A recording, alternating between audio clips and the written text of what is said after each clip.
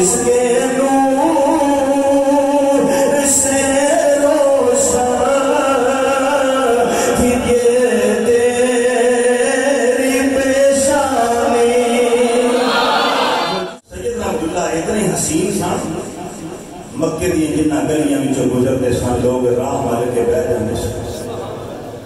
حضرت ورقہ بن نوفل دی بہن سی کتب سابقہ دی عالمہ سی نام سی دا قتیلہ بڑی لکھی عورت سی عبادت گزار دے شبدار سیدنا عبداللہ دے راہ وچ کھلوندیاں تے عبداللہ 100 اونٹ کے نام دیاں گی نکاح میرے نام کری کی کری ہاتھ جوڑ کے عرض کراں گا نوجوانہ دے سیدنا عبداللہ فرمان لگے ایک کام میں نہیں کرنا ایک کام میری اماں تے ابے نے کرنا. انہیں کرنا ہے فرمایا میں نہیں کرنا ہے انہیں کرنا ہے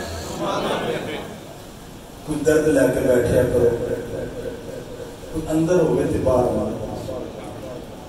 رستہ روک لینا 100 اونٹ انعام دیا. فرمایا میں سیدہ آمنہ حضرت عبداللہ دے ویڑے آ گئی ہیں عقد ہو گیا. اللہ پاک نے نور مصطفیٰ دا امین سیدہ آمنہ کو بنا دیتا. ایک دن سیدنا عبداللہ راہ جو گزرے وہ عورت رستے وچ ویکھ کے تے راہ بدل گئی. جناب عبداللہ نے فرمایا بی بی گل تے سن میں وہی ہوں عبداللہ تو رستہ ہی بدل گئی.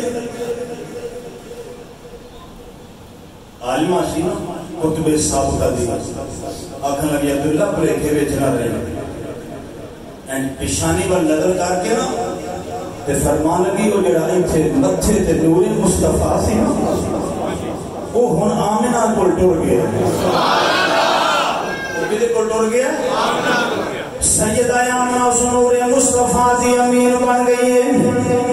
گرامی قدر ذرا توجہ فرمانا قتیلہ نامی اور جڑی بات کی دی فی جلندری شاہنامہ اسلام دے اندر اس بات نو قلم دی نوک دے اندر رکھ کے لکھ دیتا ہوں. او جناب قتیلہ نامی عورت کہنے لگی عبداللہ کدھر میرا مطلب اور نہ سمجھ لمی میں تیری نام میں جس واسطے کھلوں نہیں سا وہ جس کے